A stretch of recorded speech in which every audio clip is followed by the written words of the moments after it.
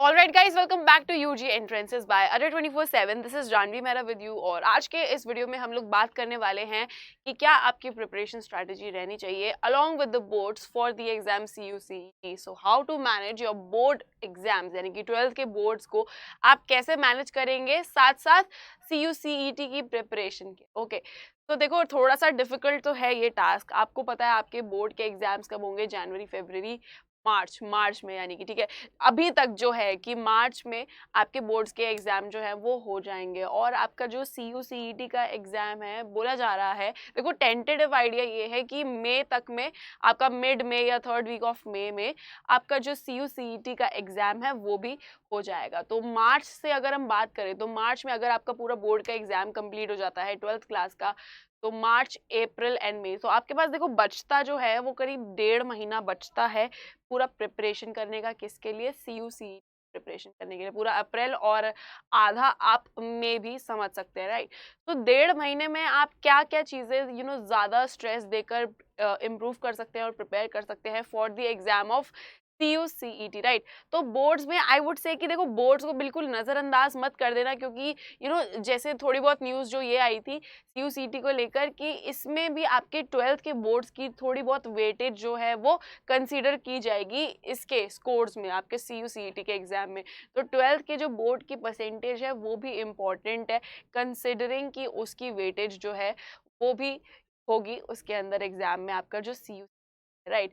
सो क्या आपकी preparation strategy रहनी चाहिए अलोंग विद द बोर्ड्स? तो अभी तो आई वुड से कि हाँ, please focus upon your board exams, जो कि मार्च तक में कह रहे हैं कि हो जाने चाहिए, राइट? तो तब तक आप बोर्ड के एग्जाम पे अच्छे से फोकस करिए। सारा जो सिलेबस है आपका, जो भी आपके पास 5 सब्जेक्ट है 12th के, उनको फोकस करिए, उनको अच्छे से निकाल के अच्छा एक परसेंटेज जो है वो क्रिएट कर लीजिए। अब देखो, जो CUCET का जो एग्जाम है उसमें आपका डोमेन का एग्जाम होता है ना, पेपर 2 जिसे हम कहते हैं। तो पेपर 2 में आपका सब्जेक्ट वाला जो होता है ना, सब्जेक्ट वाइज एग्जाम होता है, जिसके अंदर आपको मान लो किसी भी सब्जेक्ट के कोर्स को आपको परस्यू करना है, तो उस डोमेन में से ही आपसे सारे क्वेश्चंस जो है वो पुटअप करे जाते हैं, एटलीस्ट 75% ऑफ द क्वेश्चंस। तो यहाँ पर आप क्या कर सकते हैं कि अगर आपके 12th क्लास के अंदर वही सब्जेक्ट है जिसके अंदर आपको फर्दर स्टडीज करनी है, तो उसको और स्ट्रेस देकर आप पढ़ सकते हैं, ठीक है, उसको अच्छे से प्रिपेयर कर सकते हैं। उससे क्या होगा कि आपका जो CUCET का जो डोमेन वाला पार्ट है, जो डोमेन सेक्शन है, वो भी कवर हो जाएगा, है ना? सो यहाँ पर थोड़ी सी बात कर लेते हैं प्रिपरेशन स्ट्रैटेजीज की। तो learn to arrange the things. Definitely boards जब आपके हो जाए तो आपको क्या करना है? अरेंज कर लीजिए सारी चीजों को, सारे सिलेबस को, टाइम टेबल को एक बारी प्लान आउट कर लीजिए। Proper van will not, without any proper plan कोई आपका जो सर्व है, जो आपका पर्पस है, वो फुलफिल नहीं हो पाएगा। तो आपको जो क्या करना है, डिजायर्ड रिजल्ट्स के लिए आपको एक स्टडी प्लान जो है वो क्रिएट करना पड़ेगा, राइट? सो इसके लिए आपको देखना पड़ेगा कि कौन कौन से जो टॉपिक्स हैं, कौन कौन से जो सेक्शंस हैं, उनकी ज़्यादा अर्जेंसी है, कौन कौन से ज़्यादा वेटेज रखते हैं, राइट? तो ये सारी चीज़ें आपको थोड़ा सा ध्यान में रखना पड़ेगा और आपको एक टू डू लिस्ट बना के रूटीन अपना सेट करना पड़ेगा एग्जाम्स के जस्ट बाद, बोर्ड्स के बाद, राइट? तभी आप जो आपका सेक्शन है इंग्लिश का, क्वांट का, देन आपका जनरल अवेयरनेस का सेक्शन है, लॉजिकल रीजनिंग का सेक्शन है, ओके, तो इनको आप कंप्लीट कर पाएंगे। ओके, सो थोड़ा सा आपको इस चीज़ को पहले मैनेज करना पड़ेगा आफ्टर योर बोर्ड्स। फिर प्रैक्टिस तो बहुत ज़्यादा ही इम्पॉर्टेंट है। देखिए, आपको अपना स्टडी स्केड्यूल प्लान करने के बाद आपको क्या करना है, बहुत सारे जो ऑनलाइन टेस्ट हैं और जो मॉक पेपर्स हैं उनको सॉल्व करना है। देखिए, एक दो बारी जो है आपका CUCET अभी पिछले साल हो चुका है, इतने बड़े लेवल पे नहीं हुआ था, बट इस बार ऐसी संभावना है कि हाँ, कि बहुत बड़े लेवल पे आपका CUCET एग्जाम जो है वो कंडक्ट करवाया जा रहा है। तो अब जो पिछले, जो प्रीवियस ईयर के क्वेश्चन पेपर्स थे, उनको ध्यान से देखिए, देखिए कि क्या लेवल है क्वेश्चंस का, है ना, कैसे टाइप के क्वेश्चंस जो है वो पूछे गए हैं, क्या इजी है, क्या मॉडरेट है, क्या फिर डिफिकल्ट है आपका जो CUCET के एग्जाम के जो क्वेश्चंस है, राइट? सो एक बारी इन सारी चीज़ों पे ध्यान दीजिए, ऑनलाइन क्वेश्चंस को सॉल्व करने की कोशिश करिए। देखिए, जो मैथ्स, रीजनिंग, इंग्लिश और आपका जो जनरल अवेयरनेस है, इनके लिए जो सिलेबस है मैं आपको बता चुकी हूँ ऑलरेडी, ठीक है? तो उस सिलेबस को आप जरूर जाके देखिएगा, हमारे चैनल पर ही वीडियो है। साथ ही साथ मैं आपको बेस्ट बुक्स के बारे में भी बता चुकी हूँ कि यू नो जो बुक्स आपको काम आने वाली हैं, क्या कहते हैं, प्रिपरेशन के लिए, राइट? जो बुक्स आपको इम्पोर्टेंटली बहुत ज़्यादा फायदा देने वाली हैं आपकी प्रिपरेशन के लिए। तो आपको अब क्या करना है, प्लान करके प्रैक्टिस स्टार्ट कर देनी है कि अच्छा अगर मैं इस सेक्शन में ज़्यादा वीक हूँ तो मैं इस पे ज़्यादा टाइम देने वाला हूँ या ज़्यादा ध्यान देने वाला हूँ, है ना। अपने वीकनेसेस पे भी थोड़ा सा ध्यान दीजिएगा, और जो आपका सेक्शन ईजी है तो उसको फटाफट कंप्लीट करके साइड बाय साइड आप उसे रखते जाइए, राइट। तो प्रीवियस ईयर सैम्पल पेपर ये तो काफ़ी ज़्यादा ज़रूरी हो जाता है एक बार ये आइडिया लगाने के लिए कि अच्छा कैसा एग्जाम आएगा आपका। सेल्फ स्टडी करिए, बहुत सारी सेल्फ स्टडी करिए, है ना। सेल्फ मोटिवेटेड रहिए, क्योंकि देखो कोई भी कोचिंग आपको पढ़ा तो नहीं पाएगी, आपके लिए वीडियो लेक्चर्स अवेलेबल हो जाएंगे, स्टडी मटेरियल अवेलेबल हो जाएगा, आप वीडियो लेक्चर्स देख लोगे, लेकिन जब तक आप खुद से प्रैक्टिस नहीं करोगे, क्वेश्चंस को सॉल्व नहीं करोगे, तब तक क्या फायदा है ना उन वीडियो लेक्चर्स का। तो यहाँ पर आपको क्या करना है कि कॉन्सेप्ट्स को अंडरस्टैंड करने के लिए मैथ्स में तो देखो आपको क्वांट में प्रैक्टिस चाहिए, इंग्लिश में आपको रीडिंग सेक्शन में बहुत ज़्यादा क्या कहते हैं प्रैक्टिस चाहिए, ताकि आप रीड कर करके अनसीन पैसेजेस को सॉल्व कर पाए। एलआर में भी देखो प्रैक्टिस चाहिए, हर चीज़ में आपको प्रैक्टिस चाहिए।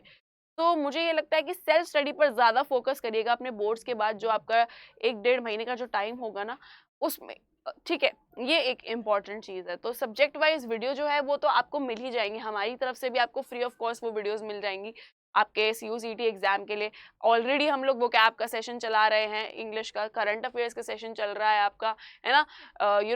आपका करंट अफेयर्स के एनालिसिस का जो सेशन है वो भी चल रहा है हमारे चैनल पर, तो वो जाके आप लोग देख सकते हैं एंड अपनी प्रिपरेशन को ऑलरेडी स्टार्ट कर सकते हैं, जो अभी आपका भी फ्री का टाइम होता है, जिसमें आपको लगता है कि हाँ अगर आप नहीं पढ़ रहे हो बोर्ड्स के लिए तो आप उन सेशंस को, जेनरिक सेशंस को देख भी सकते हैं, राइट। ये भी थोड़ा बहुत आपके लिए हेल्प करेगा स्टार्टिंग फेज में। फिर क्या करना है, ज्यादा स्ट्रेस नहीं लेना है, ये सबसे ज्यादा काम खराब कर देता है आपके प्रिपरेशन में प्लस आपके रिजल्ट में। तो ये स्ट्रेस आपके बोर्ड्स के रिजल्ट को भी अफेक्ट कर सकता है, साथ ही साथ आपके सीयूसी की प्रिपरेशन को भी अफेक्ट कर सकता है।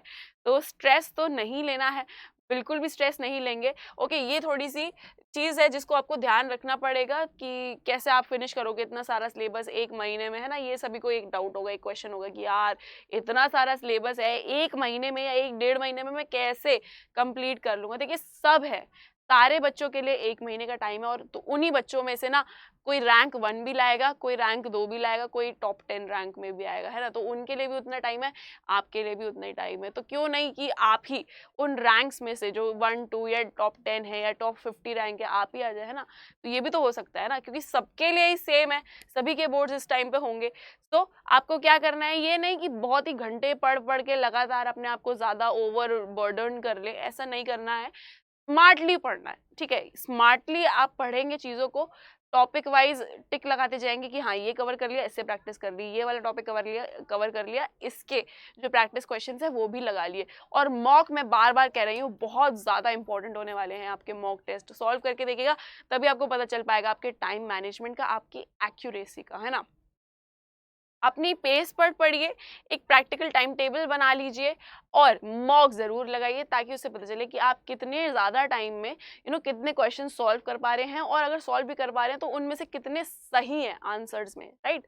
ये चीज़ बहुत ज़्यादा मैटर करती है, ठीक है गाइज। और रिवाइज जो है, ये आपका लास्ट पॉइंट है कि आपको रिवाइज स्मार्टली करना है। पढ़ लिया है, और ऐसा नहीं है कि पूरी पूरी रात पढ़ के अपने आप को ओवर बर्डन कर रहे हैं, ओवर स्ट्रेस कर रहे हैं, तो नहीं, ऐसा नहीं करना है।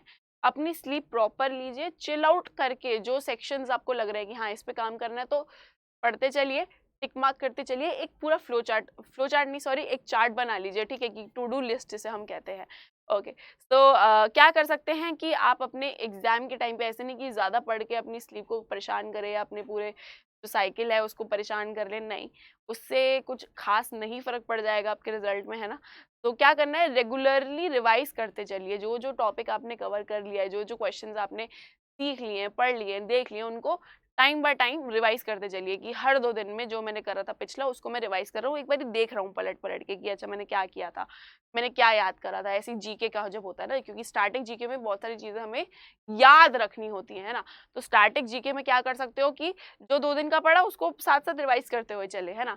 तो उससे आपको एक ऐसा नहीं लगेगा कि एकदम से कि अरे इतना सारा है और मैंने रिवाइज नहीं करा एंड मोमेंट पे, है ना गाइस। तो ये था आपका how to manage your boards with the CUCET exam 2022, तो ठीक है, अगर सब कुछ सही रहा, कोविड के केसेस नहीं बढ़े, तो टाइम पर आपके बोर्ड्स हो जाएंगे और टाइम पे आपका CUCET एग्जाम हो जाएगा। तो उस हिसाब से हमने आपको आपकी बताई है प्रिपरेशन स्ट्रैटेजी क्या रहनी चाहिए बोर्ड्स के लिए प्लस आपकी CUCET एग्जाम के लिए। गाइस, तो अगर आपको ऑल अबाउट CUCET एग्जाम देखना है, सारी डिटेल्स के बारे में जानना है, तो ऑलरेडी हमारे यूट्यूब चैनल पर उसका वीडियो अवेलेबल है, वहां से जाकर इसको देख लीजिएगा। प्लस आपके इस वीडियो के डिस्क्रिप्शन बॉक्स के अंदर एक गूगल फॉर्म है, उसको क्लिक करिए और उसके अंदर जो भी आपको डाउट है किसी भी एग्जाम से रिलेटेड, एंट्रेंस से रिलेटेड, सब्जेक्ट से रिलेटेड कि 12th के बाद कौन सा कोर्स करना चाहिए, तो अपने क्वेश्चन को पुट अप कर दीजिए, वहां पर क्वेरी को पूछ लीजिए और हमारी टीम ना जल्दी से जल्दी आपको कांटेक्ट करने की कोशिश करेगी और आपके डाउट को क्लियर करना चाहेगी। ओके गाइस, तो मिलते हैं हमारे नेक्स्ट सेशन में। Please like this video, subscribe to our channel and love you all. Bye bye, take care.